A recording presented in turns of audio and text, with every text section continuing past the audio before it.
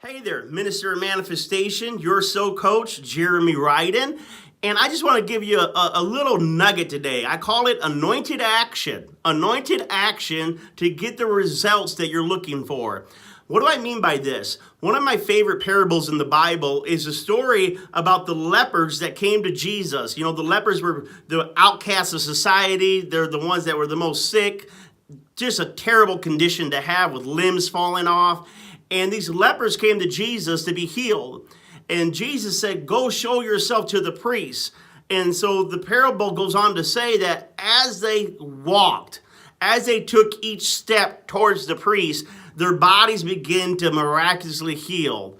And what I get from that story is called anointed action. Now, you've heard of the law of attraction, where we use our faith to focus on what we want to create instead of thinking about the things that we are fearful of. So the law of attraction is powerful. It's been out there for many years, and it works. But you gotta also use what I call the law of action, anointed action specifically. And what is anointed action? Anointed action is going in the direction that God, the universe, the spirit is inspiring you to move towards. This is even found in the Old Testament or even in the Torah for the Jewish custom when they had lepers that were dying and the whole city was dying because of starvation. And they said, why sit here till we die? Let's at least get up and go forward and see what our fate is. And so the lepers got up, moved forward, and they found that the angel of the Lord had destroyed all their enemies and left all the food and the riches in the enemy's camp. And these lepers brought it back to the city. So once again, we see even in the Jewish custom, the law of action or anointed action, moving forward.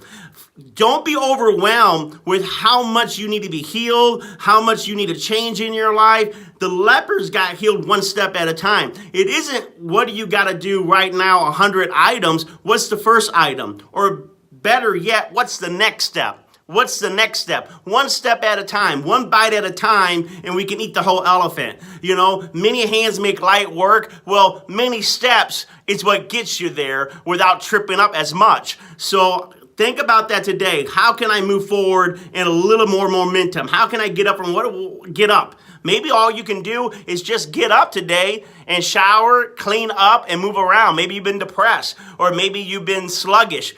Find something to shake yourself out of your complacency. Find something to wake yourself up to the potential that moving forward, there is something good for you. I want to tell you that going forward in your life, there are riches to be had.